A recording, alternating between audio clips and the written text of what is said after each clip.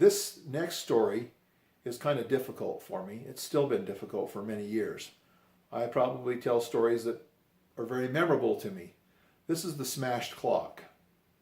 When I was in second grade, I remember most of my life, my dad was difficult to live with.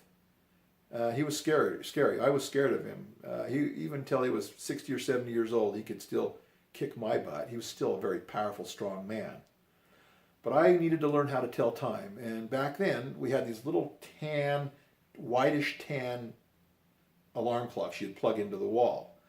Well, and they had a little dial on them because you could dial the big hand and the little hand. You could set the time and then turn them on and pull this little lever out, and then it would ring an alarm in the morning. You click it in and it would stop the clock from ringing. So anyway, I came home from second grade and I wanted to learn how to tell time. And my mom says, "Hey, Jerry, teach Bruce how to tell time." It's like, okay, sounds good. And I'm thinking, I'm struggling with that stuff. I'm struggling with reading. I'm struggling with a lot of that stuff. And so I'm having this hard time with this. He's trying to, okay, the big hand is the minute hand, the small hand is the hour hand, and the little tiny hand is the second hand. I believe that's how it was.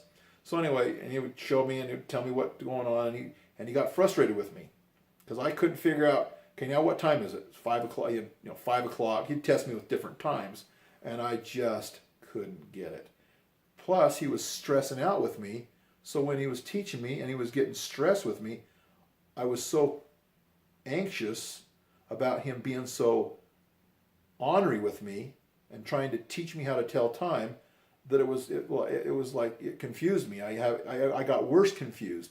So when someone explains something to me and they're jerks about it, it's really difficult for me to learn. It's better for me to learn in a calm, peaceful environment. Like I'm sure I've done this to other people, my kids, I'm sure also, but it was really difficult for me because there was a lot of arguing in the family, and then he just had this fiery attitude, and so he was telling me the time, and he would get frustrated, like it's 3:15, 3:15, it's 2:25, it's 5 o'clock, whatever he was teaching me, it was just really hard for me to get. Finally, he just takes the clock and he just smashes it on the floor, and it just breaks all over. That was my experience of learning how to tell time.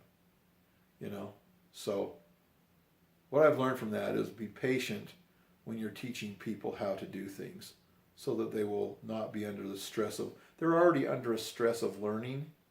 It's already stressful to learn, let alone make them feel like crap when you're teaching them. Now, have I done that same thing? I'm sure I have. But that clock incident was very traumatic for me, and I hope that my grandkids, whom I'm telling these stories for, my friends and my grandchildren, will learn from this, and whoever else wants to listen to these stories, have at it. I'm going to put them on YouTube so that my grandchildren, my great-grandchildren, my family can know of some of my personal history.